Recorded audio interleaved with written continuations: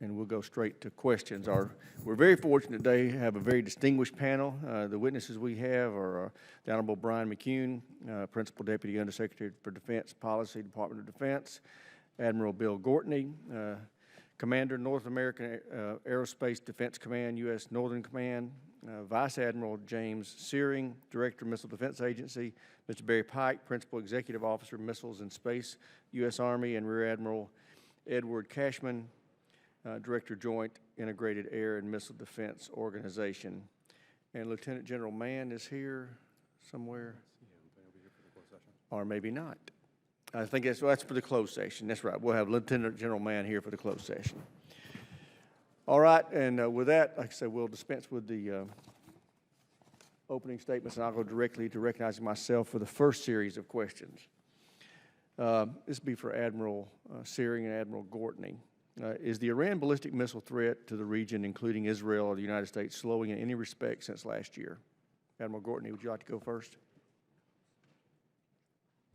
Sir, we've seen, as a result of JCPOA, the nuclear issue temporarily, potentially permanently taken off the table, but we see them to continue to develop the propellant, the rocket motor, and we assume they're continuing to develop a reentry vehicle. So we see, of the three pieces that they need, a nuclear weapon miniaturized to put on it, a delivery-capable booster, and a reentry vehicle. We don't see the latter two being slowed. Admiral Syring, did you want to offer anything in addition to that? I agree. I do not see it slowing in any way. Great. All right, Admiral Syring, we often talk about the combatant commanders in military services for the unfunded requirements list.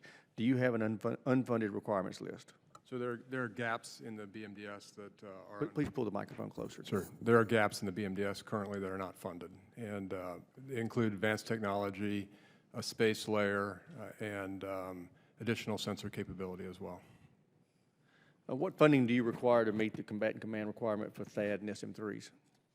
I'm building 7 THAAD batteries. The stated requirement from the Army is 9. So I have a 2-battery gap today to the stated requirement. I'm building at a rate to fill out the 7 batteries by the end of the fit-up. What about the Aegis system? Aegis system, 33 BMD ships today, going to over 40 by the end of 2020, 2021. SM-3s, 1As and 1Bs, about 170, on path to 415 through the fit-up. I do not have an end inventory objective yet for Aegis. Great. Are you funded to develop and deploy defense against boost glide missiles like those being developed by Russia and China? How much would such development cost? I am not funded. How much would it cost to do that? I've asked for $23 million to begin a low-power laser demonstrator this year to demonstrate the feasibility by 2021.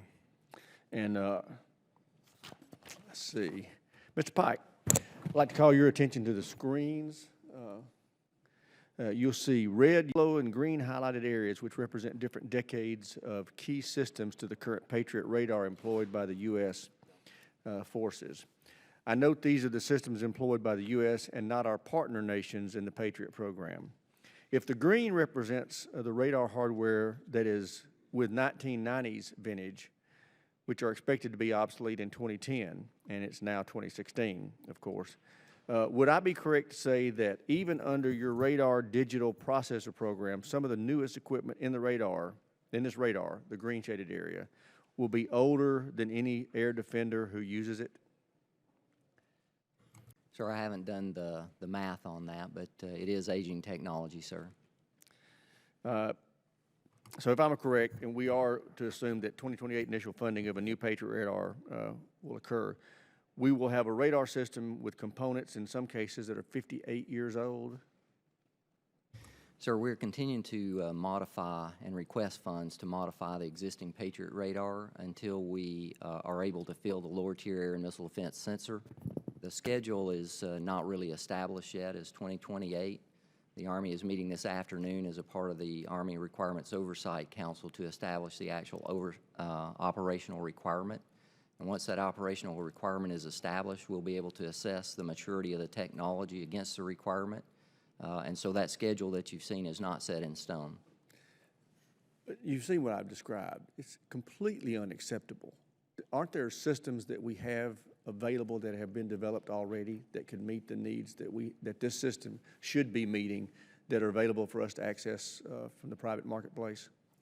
Sir, the Army conducted an analysis of alternatives. It was a very broad analysis across all the department, assessed all the available radars within the Department of Defense, modifications to those existing radars, and then new radars altogether.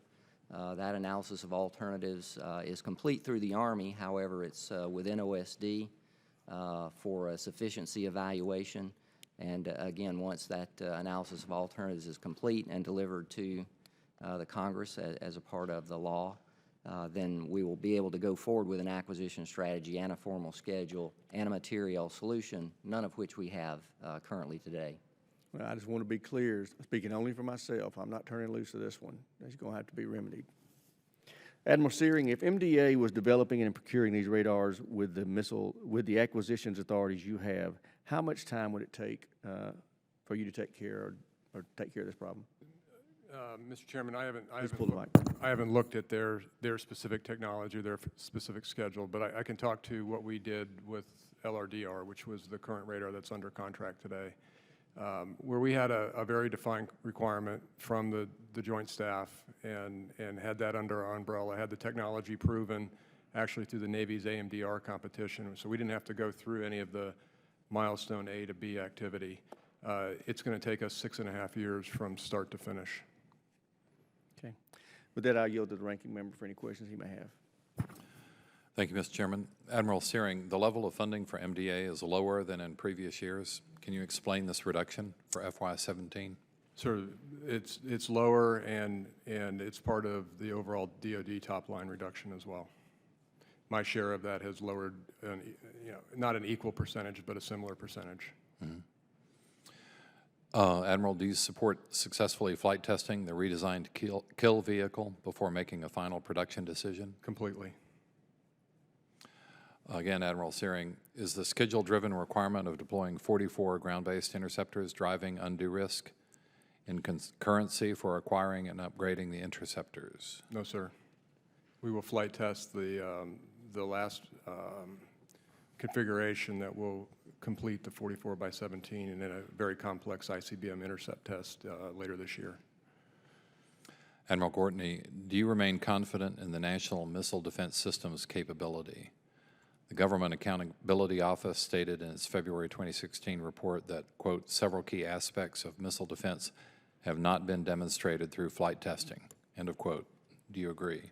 Sir, I'm confident of the systems that I'm responsible for, the ballistic missile defense for the homeland, and that Is your mic on? and that the ballistic missile defense for the homeland that I work with MDA, and also the National Capital Region Integrated Air and Missile Defense System, pretty high confidence in its ability to engage the threats that it's designed to go against. Admiral Gortney and Admiral Syring, how many successful flight intercept tests are needed to demonstrate that interceptors work as intended and are reliable?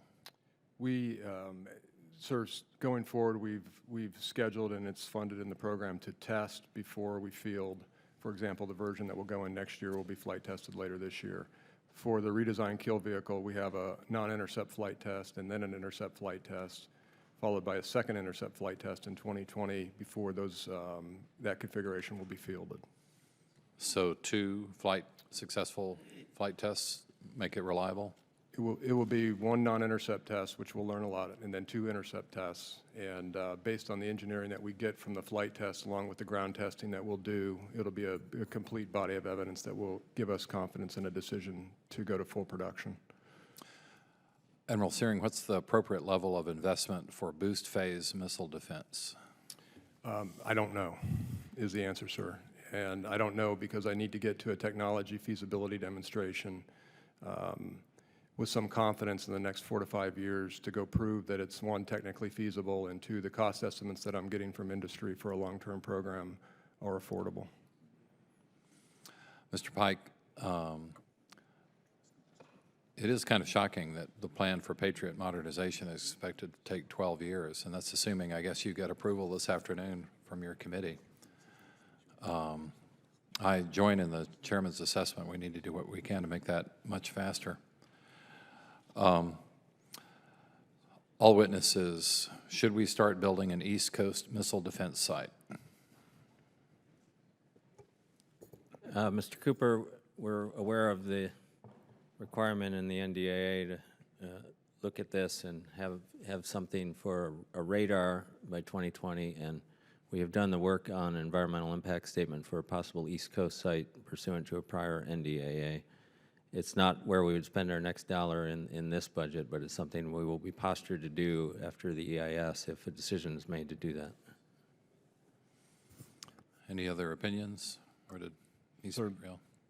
I'll speak before the commander. Not at this time, not this year is the way I would respond. Admiral Syring, a final question. Would upgrading the Hawaii-based Aegis Ashore testing facility to a fully operational site improve U.S. missile defense in the region? Yes, sir, potentially. Any sensor improvement for Hawaii and frankly in the kill chain for the BMDS, east and west, will improve our sensor and discrimination capability. But you're talking sensors, not missiles. Sensors first, sir. Yeah. Yes. Okay. Thank you, Mr. Chairman. Representative Franks. Well, thank you, Mr. Chairman, and thank all of you. Thank you, those that are wearing uniform, for your commitment to protecting America and human freedom. I never want to miss that moment to tell you how much we appreciate you. Admiral Syring, I, for one, am very grateful that a man of your acumen is in the position that he's in. In 2011, the Institute for Defense Analysis conducted a study, and in it concluded a space-based interceptor layer would help defend against the more challenging missile threats, including direct ascent anti-satellite missiles and anti-ship missiles. Now, I know that it's imperative that at the right times we time the development of these things. It's always good to be looking at them and being potentially aware of the challenges that we may face. But can you explain to this committee why this capability might someday be important and it might be helpful to defend not only our satellites, but potentially against anti-ship missiles? Mr. Franks, we have not in the recent years studied that in great detail. We've done some costing analysis of what a program may take and have some idea of the technical challenges to the said interceptor layer. Obviously, fielded interceptors in space worldwide from 20, 30 years ago, work had been done to show that could help. But, sir, we haven't looked at it in the department other than costing it against a range of alternatives, and frankly, the cost has been overwhelming on what it would take and the technical challenges. Yeah. Well, I guess that might be part of why some of us would kind of like to begin to reorient at least our awareness in that direction. As detailed in a 2014 Defense One article, in both 2007 and 2014, China, as I know you well know, tested rockets to launch kinetic kill vehicles against satellites in low and high orbits, respectively. And both of these tests appear to indicate that they have the capability to attack our space assets. And in defending U.S. space assets against those direct ascent anti-satellite weapons, is that something that defending these assets is ultimately included in the MDA mission? Sir, if we can defer the answer to classified session, I think we'd have a very constructive discussion on that point. Provide not just ground. In space, and I have serious concerns about the long-term affordability of a program like that. But sir, that does not mean the department's not looking at another alternative to go after that problem set. There may be another mechanism, another way to do that, and I know the department's working on that. Would you suggest that that there's some efficacy in maintaining an eye on that possibility? A little bit out of my lane here, but of course, we're going to look at what is the requirement and then what is the way, the mechanism that gives us the best value, that's the most effective in order to solve that particular problem set. And sometimes one overarching system may be technically very hard and very expensive. But we can talk to the other mechanisms we're using when we go classified, sir. Okay, and at this time, well, yeah, perhaps be running into the same challenge. So, Mr. Chairman, I'm going to yield back here and thank you all. Okay, Representative Garamendi. Thank you, and first apologize for not being here for the opening statement. This open, We've asked this year for funding support for a low-power laser demonstrator to start this year to test in the 2020-2021 timeframe to go prove directed energy in a boost phase mode. how much money have you asked for? $23 million in fiscal year 17 budget. Did you miss some zeros? No, sir. And what will the 23 million do? The 5-year program is $278 million. $23 million is the initial increment of funding required to get concepts and contractors awarded. And that is requested for this year's budget. That's correct, sir. I recalled something, didn't we do that last year also? Last year as well, sir. Did you get it? No, sir.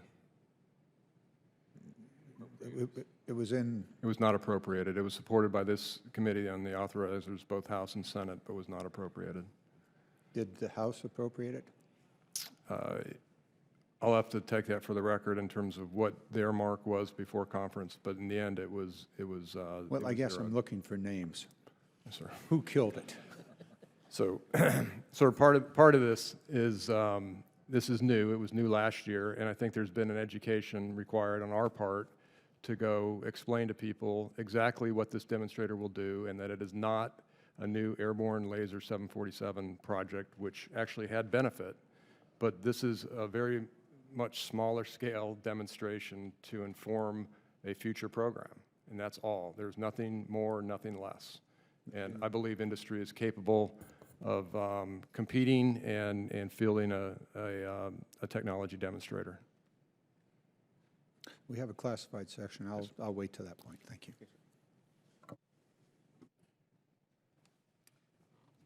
Gentleman yields back. Chair, and I recognize the gentleman from Colorado, Mr. Lambert, for 5 minutes. Yeah, thank you, Mr. Chairman.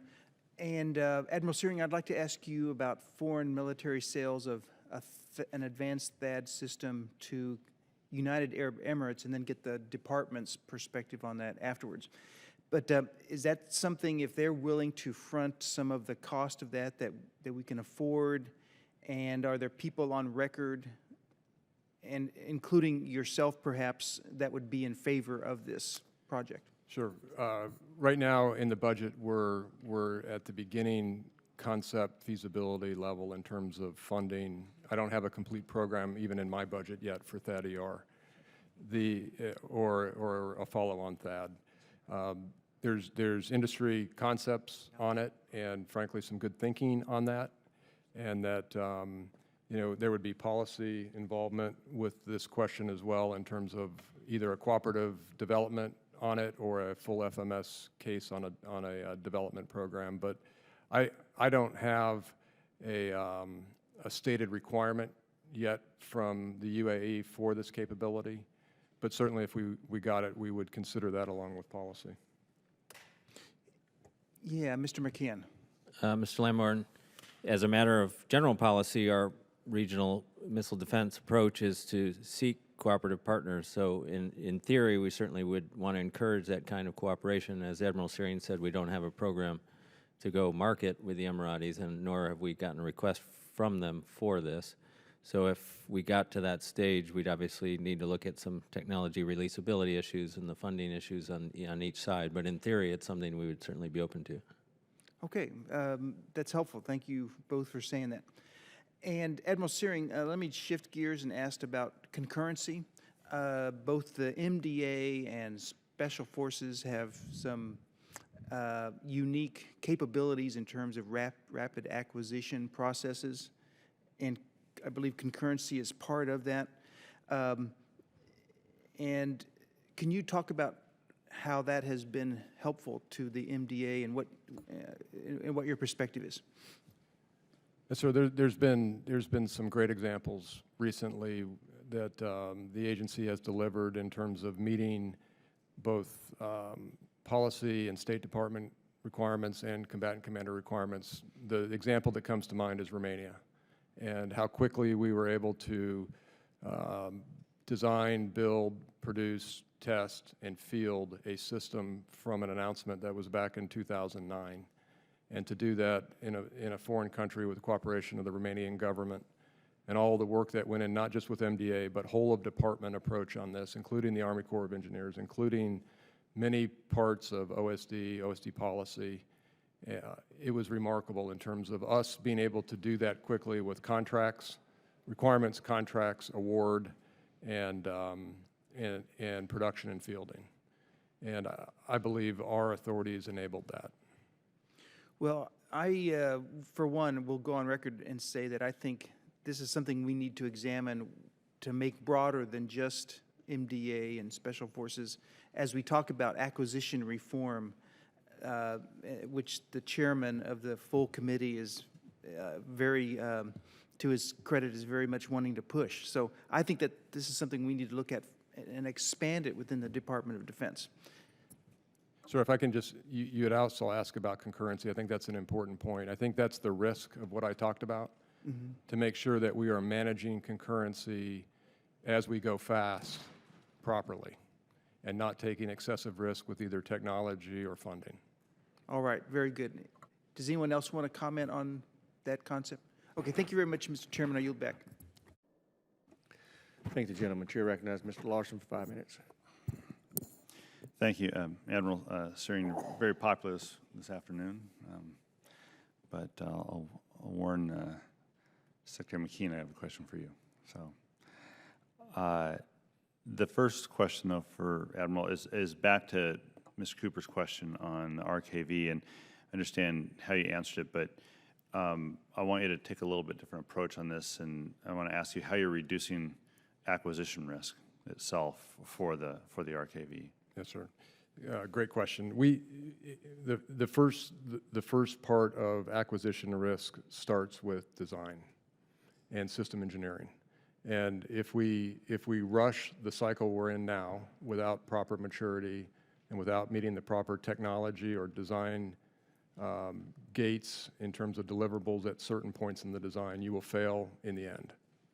So this foundation that we're building with rigor and depth on the system engineering that are going into the design of the RKV is, in my view, the most important part. And what my direction has been to the team that's working this, which is a fantastic team, cross-industry team working this, is that we will not proceed past major design review points if the deliverables have not been met, have not been delivered, and do not meet our entrance and exit criteria. And sir, I can get this to you. There's a very lengthy entrance and exit criteria list for all of our design reviews and all of the gates that this design has to pass through. And the design maturity, in the end, sir, will drive when this thing is ready for test. I am planning for an end of 2018 test, but if the design maturity is not such, I will not test in 2018. And to me, that's where we need to hold the line here, is early on. And rushing programs through the design phase is they're absolutely doomed to fail. Okay. Also, can you?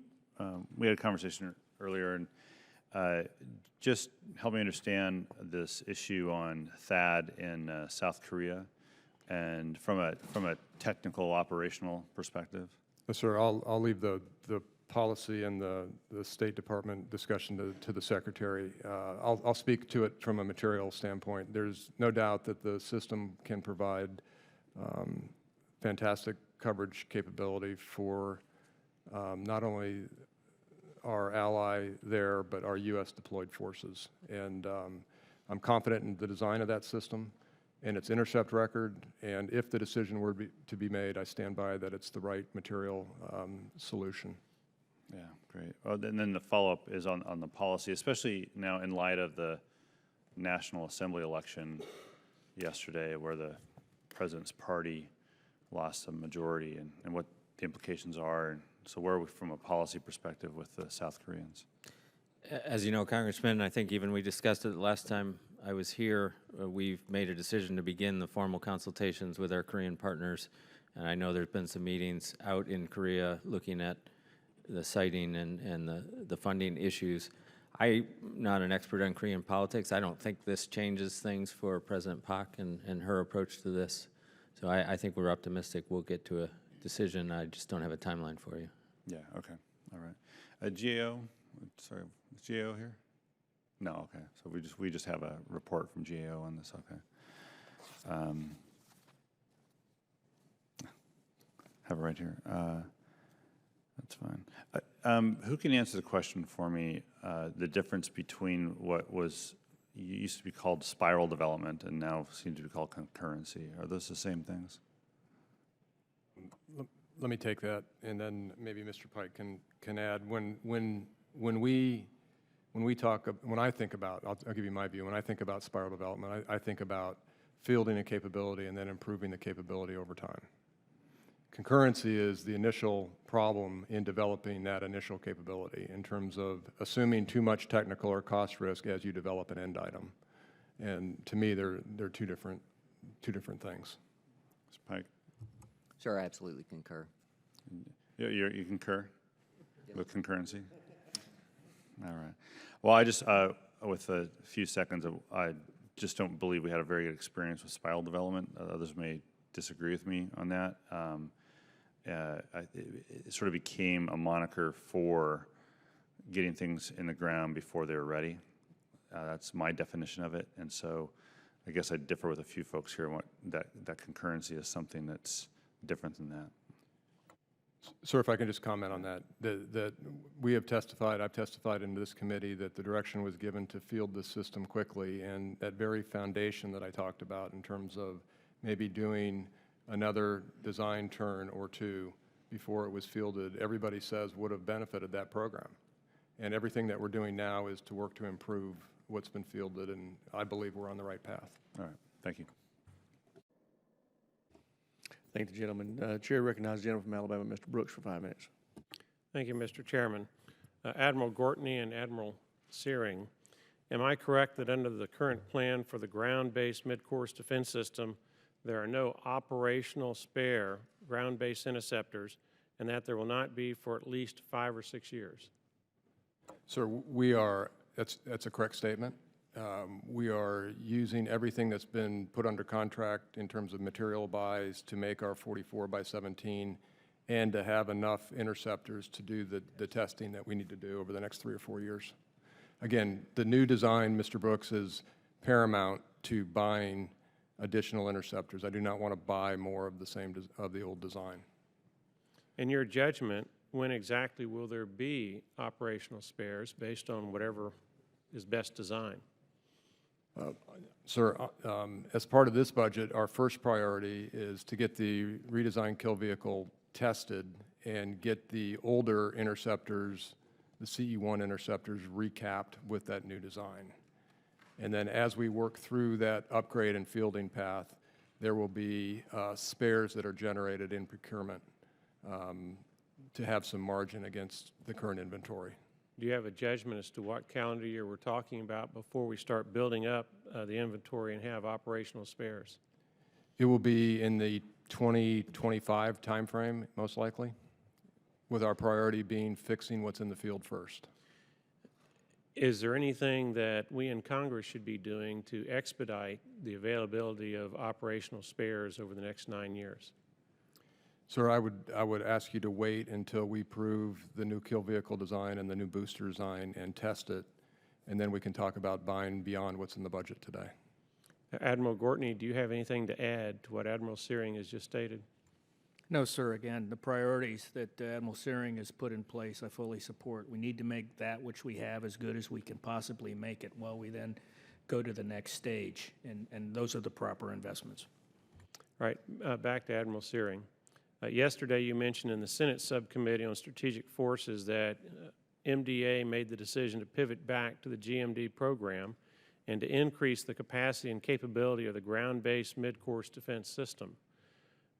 With a decrease of $75 million for fiscal year 17, what aspect of the ground-based mid-course defense system will assume the most risk? Sir, if I can, we pivoted back to 44x17. The Secretary of Defense made that decision, and we're implementing it as MDA. That was a 2013 announcement by Secretary Hagel in March. The 70, I think it was 79 million in terms of less funding than what we requested in 17 for GMD. There are no components of that that are going to accept any appreciable risk because of that reduction.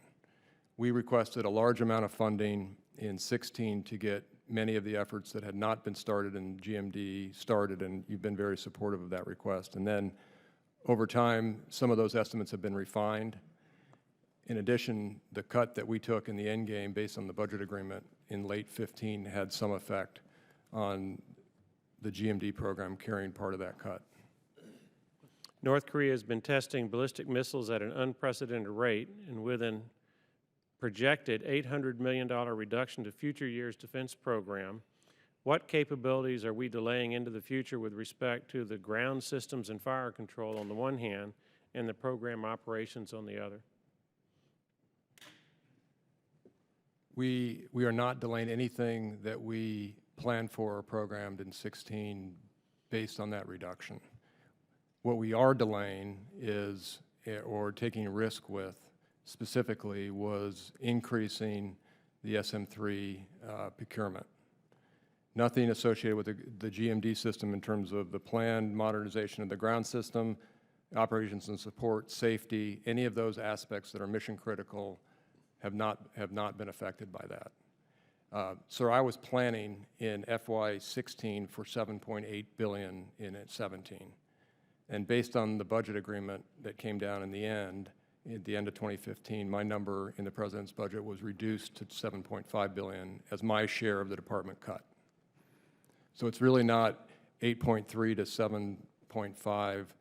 My President's budget request in 16 was actually 8.1. What was enacted was 8.3.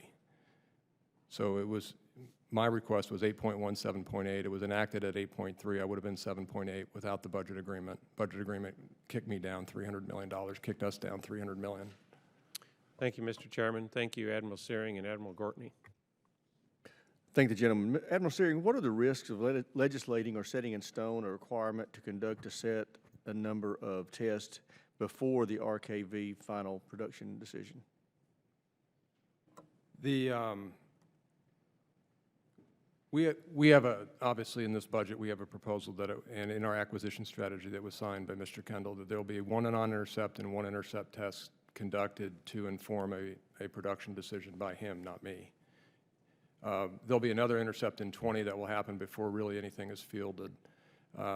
I would ask that you let us go through where we are in the early stages of the design and some of the testing of the components, all of it very methodical and very laid out in terms of the ground testing that will accompany our confidence before a flight test, before we legislate that it needs to be 3 or 4 or 5 flight tests. I think what will happen, sir, is that certainly at a minimum of 2, the 3rd flight test will give the warfighter the final confidence that the configuration is ready to be fielded. And I would say the 3rd flight test, all that necessary for an acquisition decision, will be an important point for us before we go start pulling CE-1 interceptors out of the ground with new RKVs. Thank you. Chair, I recognize the gentleman from Hawaii, Mr. Takai, for 5 minutes. Thank you, Mr. Chairman. Admiral Syring, it's great to see you. I have questions for you, Admiral. The first is, alarmingly, this year, North Korea conducted its 4th nuclear test and also launched a satellite into orbit using long-range ballistic missile technology. From your perspective, is there a gap when it comes to missile defense for Hawaii right now due to this threat? If I can ask the commander to speak to that, sir. Okay. No, sir, I do not think there's a gap to that particular threat. We're prepared to engage and protect Hawaii, Alaska, and all of the rest of the states with the existing system and have high confidence in its success. Okay, thank you. Advanced Missile Defense Radar, or AMDR, prototype is being tested at PMRF in 2016. The AMDR radar would provide significant capability to detect and track advanced long-range ballistic missile threats. The prototype will be moved from PMRF for combat systems integration in 2017 unless a replacement radar is funded. I've submitted an amendment for advanced funding for planning and design to get a discriminating radar to Hawaii faster. Are you, Admiral Syring, supportive of this effort? Sir, as you know, Admiral Harris has been open about the need for additional sensor capability in Hawaii. And we are obviously very well aware of that requirement and are looking at what the sensor options could be. But right now, it's a test site, and it's been a very effective test site. I think it's fair to say that we in the department will look at options to include sensoring to see if there is a way to answer the combatant commander's requirement in this area. Okay, thank you. And my final question has to do with transitioning of this test site from a testing facility to an operational one. So in order to operationalize the PMRF and specifically the Aegis Ashore facility at PMRF in Kauai, a capability already in place, it must first be certified against the very ICBMs, excuse me, and the long-range missile technology that North Korea is developing and testing. What are the plans to do this? Right now, there's no plans to do it, sort of simply. And I would just characterize it a little differently, if I can, sir, in terms of the sensor sort of options, and that part of the discussion with Admiral Harris is what additional sensor capability can we provide the existing ground-based mid-course defense system in terms of more capability against a more complex threat for Hawaii specifically. And that is the discussion that I think needs to happen. And right now, there are no plans moving forward outside the department to do that. Not that we haven't heard and don't understand the combatant commander's desire. It's a matter of what material solutions are available and when, and how much do they cost, frankly. And then what are the operational impacts? What are the secondary effects? Operationalizing an Aegis Ashore site is no easy step. There would be many parts of that in that equation. And sir, I don't know if you want to add.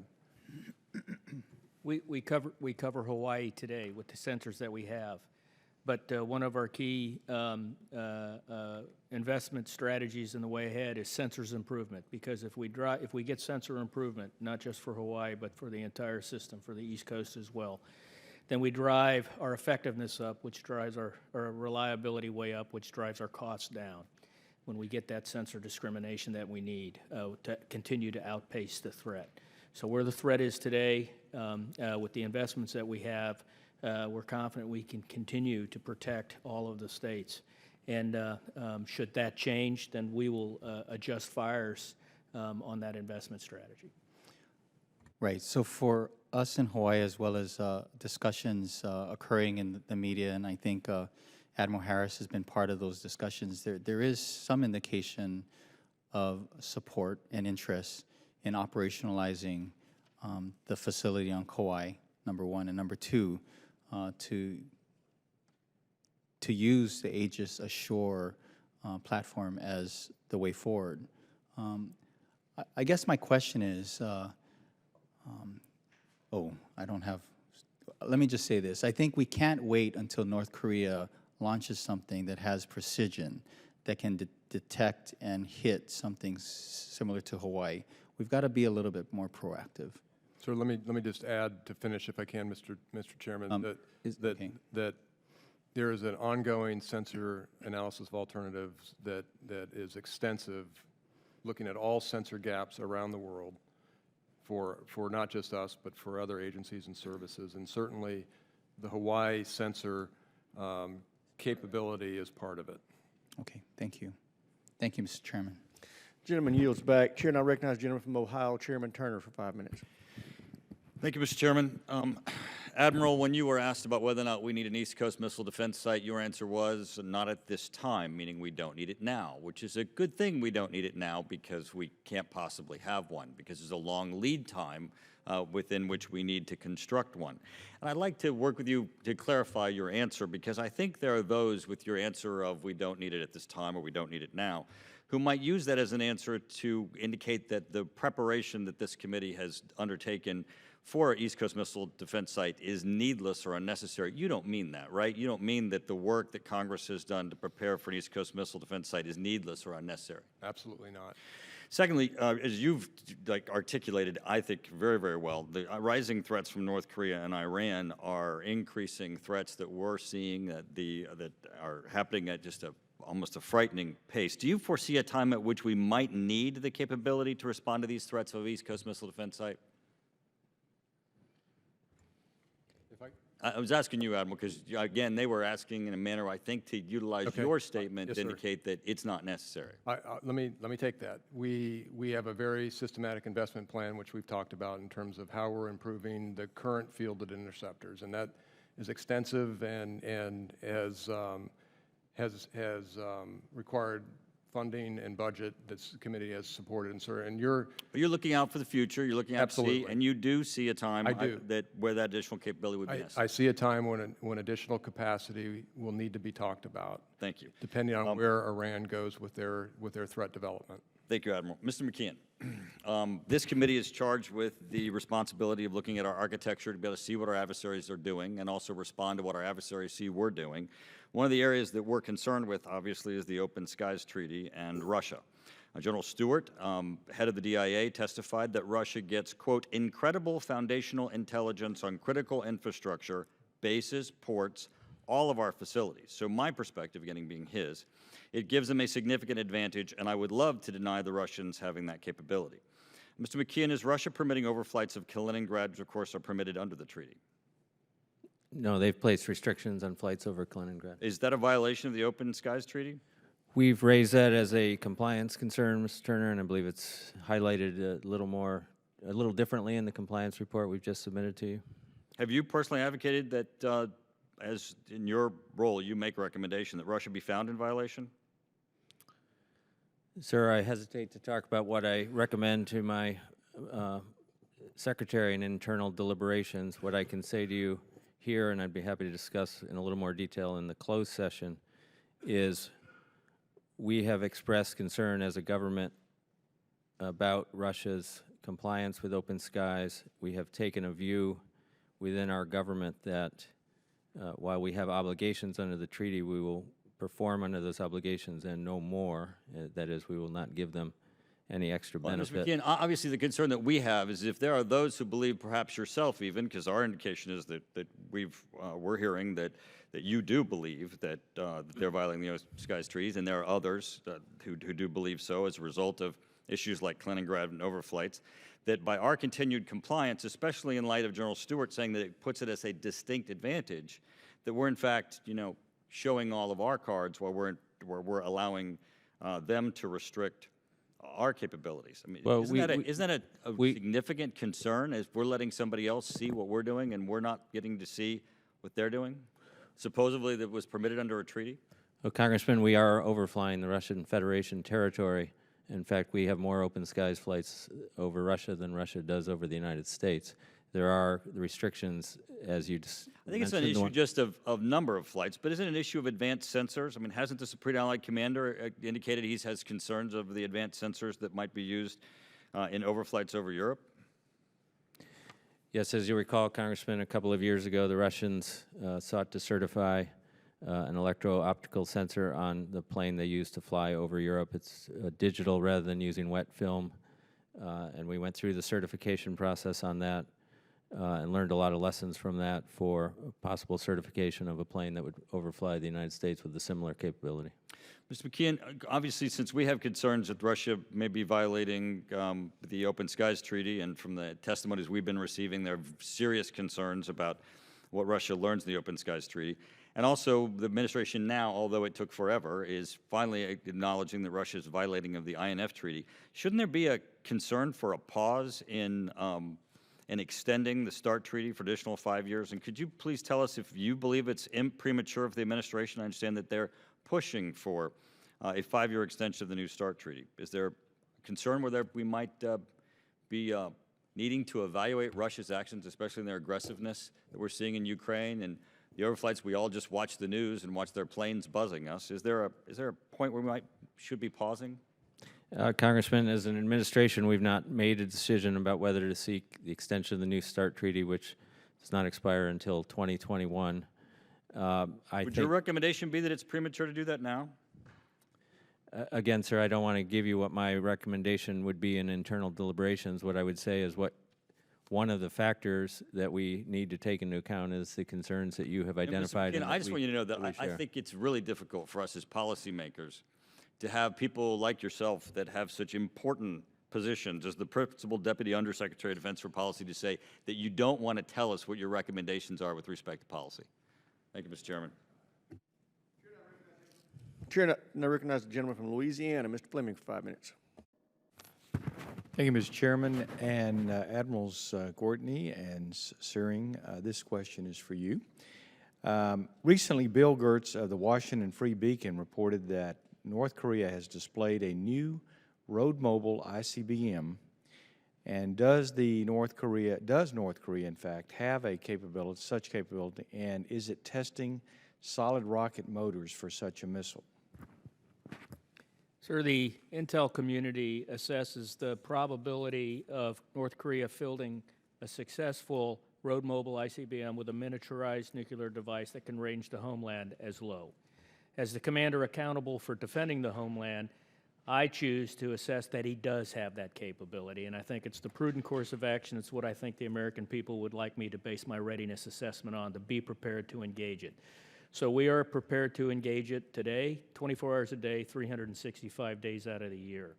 As it progresses, the real key piece here is he hasn't tested the end-to-end capability in order to do it.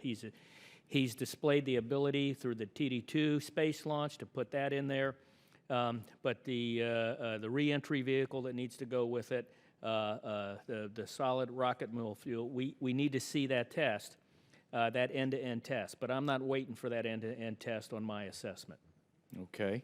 And sort of an extension of that question, can North Korea's KN-08 road mobile ICBM target all of the United States, if indeed, or I guess a better way to put it, based on your response, is are you assuming that it can target anywhere in the United States, including the continental United States? Yes, sir. I assess that it can range the homeland that I'm tasked to defend, and we're prepared to engage it for the area that we assess it to be able to reach. Mm-hmm. Okay. And can you remind this committee why road mobile missiles are a defense challenge for us? Because they're mobile, and they're very easy to conceal. Previously, you know, when North Korea assembles a rocket, we have intel that we can detect through all forms of intel. When you get into a road mobile target, it's very, very difficult to be able to track, quickly set up, and shoot. Most of my career, I dropped bombs for a living, and mobile targets would always cause me pause, and that's exactly why this is a tough challenge for us. So while it may be difficult to detect, you suggested a little earlier that its payload may not be as significant as something that would be ground-based. Would that be fair to say, or what's your opinion? No, sir. We assess that they have the ability on the KN-08 I assess that he has the ability to miniaturize a nuclear weapon and range the homeland with that warhead. I see. Okay. Again, but we have not seen the end-to-end test of that. Right. Okay, thank you, and I yield back. Thank the gentleman. Chair, I recognize the gentleman from Colorado, Mr. Coppin, for 5 minutes. Thank you, Mr. Chairman. Mr. Mckeon and Admiral Gortney, in your written statement, you both mentioned, quote, left of launch, unquote, capabilities. Can you elaborate? You're talking about destroying ballistic missiles on the ground before they're launched at us. Is that the point? I can go into some detail at the unclassed level, and I'll go into much greater detail for you in the classified level. But the current path that we are on with both theater ballistic missile defense and ballistic missile defense for the homeland against the ICBM threat is a very expensive approach. We are shooting down with very expensive rockets, potentially very inexpensive rockets. And we're only engaging it in mid-course for both types of threat. It's mid-course. As we go forward. What we need to be able to do is engage it throughout its particular kill chain. Keep them from getting on the rails, detect them and get them on the rails, hit them while they're still on the rails before launch, provided we have the rules of engagement to do that. Boost phase engagement, which is why the laser designation, laser approach that MDA is going is so important. Multiple times, knock down the raid count, and then continue to engage it with in mid-course, but with more warheads in space, smarter, more reliable, multi-object kill vehicle, maybe 5 warheads in space that are actually communicating with each other to drive the raid count down significantly. And those are the investments that MDA, with your all's full support, have put in place to see which of those technologies throughout the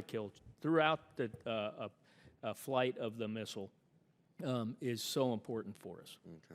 Okay. What kind of intelligence would we need for the president to order a preemptive attack against a state preparing to launch a missile against the United States? Go ahead. I'm going to have to take that at classified level. Okay. How well are we postured to execute left of launch operations? Could we execute left of launch operations today if we had to? I'll defer to the classified session and answer there, sir. What more can Congress do to ensure our military forces have the capabilities and intelligence they would need to execute left of launch operations? Continue to make the investments that from the MDA realm support those investments that we're asking for, particularly the make what we have the best as what we possibly can make it, and then those investments in R&D. Now there's another avenue that we can talk about in classified for those same sorts of investments are absolutely critical. But I also think it's important to highlight that what Admiral Syring has put in the budget is research and development to see what technologies will play out. Once we make a decision of which of those are going to give us the best value, then we'll be having to come to your committee again for investments to actually field those capabilities. Thank you, Mr. Chairman. I yield back. Thank the gentleman. Admiral Syring, how much longer would it take and how much more would it cost for you to develop, test, and field a long-range discrimination radar in the 5000 series and a redesigned kill vehicle? In the, if I can just clarify, Mr. Chairman, in DoD 5000? Yes. Sir, I haven't done that analysis, but I'd be happy to. We were able to, and I'll just reiterate this, we were able to, with Mr. Kendall's help, Admiral Winnefeld's help at the time, turn a requirement through the JROC process in about 6 weeks. 6 weeks. And that's given me the top cover for this radar. And our decision to use existing technology, I thought, was huge in terms of not having to go through the risk reduction phase between milestone A and B, where we chose, I think I got a question over here, the similar GAN S-band technology that's in the AMDR radar. So there were some decisions that we made both in the requirement and in the technology that we chose that enabled us to go to contract award in less than 2 years. Okay. Admiral, recently the press reported that Russian Foreign Minister Lavrov said he had obtained an agreement with Secretary Kerry to launch a dialogue about the U.S. missile defense shield in Eastern Europe. Moscow argues the system is a threat to its security. As the Director of Missile Defense Agency, what do you know about this dialogue, and what has the United States signed up to discuss? I'm not aware of the dialogue, and my answer is nothing. Mr. Mckeon, what can you tell us about that, if anything? Mr. Chairman, we've been talking to the Russians on and off since 2009 about what the EPAA is and is not, and I think they have a pretty clear understanding of the system, but they continue to make various arguments that it's a threat to them or a violation of the INF Treaty or other statements that we don't agree with and find unacceptable.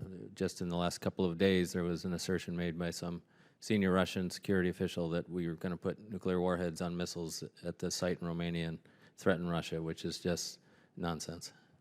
Mr. Mckeon, do you understand that in any way that the United States is willing to depart from its current position on the EPAA, what we will have laid out to happen with that? No. Okay. Admiral Syring, Secretary Kerry has been spending quite a bit of time focused on missile defense lately. He's also invited the People's Republic of China to receive technical briefings on the capability of THAAD, including if deployed in South Korea. What do you know about the briefings the Secretary's offered, if anything? Nothing, sir. We haven't been asked. All right. Admiral, you're aware of MDA or MDA contractors being targeted or, quote, hacked by groups or entities linked to China or the Chinese military? Yes, sir. Or can you tell us anything about that in open session? Let me just give you the answer unclassified, and then we can go deeper classified, if that's okay, Mr. Chairman. I testified yesterday that I viewed the cyber threat that I specifically faced with MDA and the systems that we're fielding on par with any intercontinental ballistic missile threat that either Iran or North Korea possess. We have taken inordinate steps to protect both our classified and unclassified networks from attack, constant 24/7 monitoring with teams in place, plus good material protections of those systems. My biggest concern remains in our cleared defense contractor base and their protections. I think my view is that they continue to try to attack my government networks every day, classified and unclassified, but where they're going next, and we've got examples of this, is to my cleared defense contractors with the unclassified controlled technical information. And what we've got to do is get them up to where we are in terms of our protection levels. And I view it as a very near-term, very real requirement across the BMDS. Thank you. Ranking members recognized for any additional questions he may have.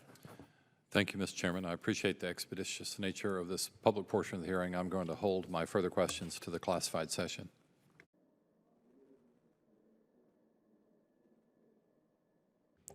Mr. Chairman, I could address the question you gave to Admiral Syring about Secretary Kerry and China and THAAD. Please. Similar to the Russians, we have offered to explain to them what THAAD is and is not, and why it's not a threat to their deterrent were we to deploy it in the Republic of Korea. They have not taken us up on this offer. We have a firm view, as expressed previously. This is about protecting our deployed forces and our Korean partners, and has nothing to do with China or China's deterrent, and they shouldn't worry about it. Well, we're going to talk more about that in the classified session, but I appreciate that comment. Yeah, we are supposed to be called for votes at any minute. So I think what I'll do is, rather than get us into the classified setting and then have to be pulled away, we will just adjourn until 10 minutes after the next vote series concludes. If they call us in the next 5 or 6 minutes, you're looking at about 45 minutes after that. So it'll be around 3:45 to 3:50 when we reconvene for the classified portion of this hearing. And with that, this hearing is no, it's not adjourned. Recessed. There you go. I knew you was good for something.